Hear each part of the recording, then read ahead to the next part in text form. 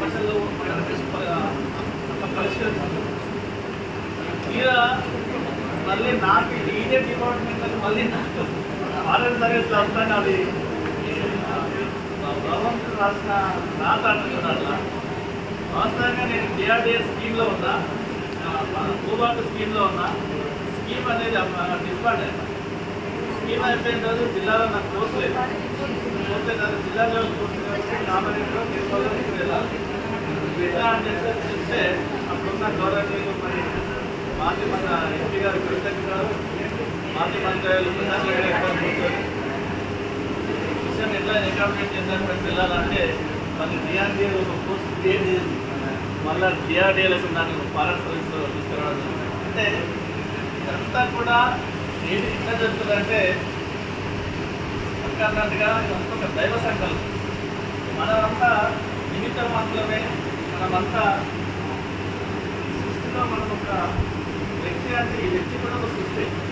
మనమంతా కూడా దేవుడిని నాటకంలో మనకు పాత్రదారు. ఆ పాత్రలో ఎవరైతే నిమగ్నంగా ఇన్వాల్వ్ అవుతారో అది ఏం చేసినా సక్సెస్ అది చేసుకోవాలి. అసలు మనం లీనమైపోవాలి. అంటే నేను చెప్పేది ఏంటంటే ఎప్పుడైనా మనిషి నటించకూడదు, జీవిస్తూ ఉండాలి.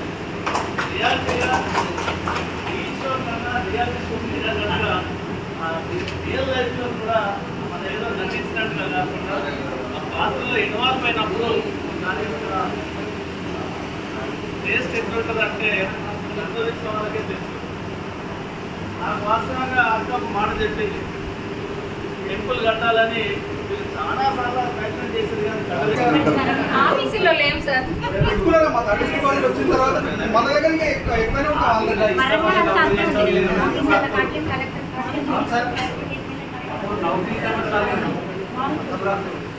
కేక్ అక్కడ పెట్టండి. మేమందరం లేడీస్కి రవి కేక్ ఇక్కడ పెట్టి మేము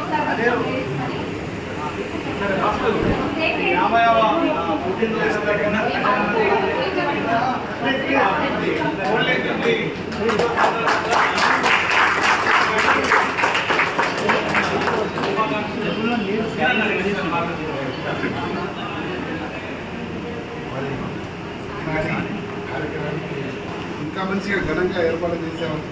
మనస్ఫూర్తిగా అందరం అధికారులు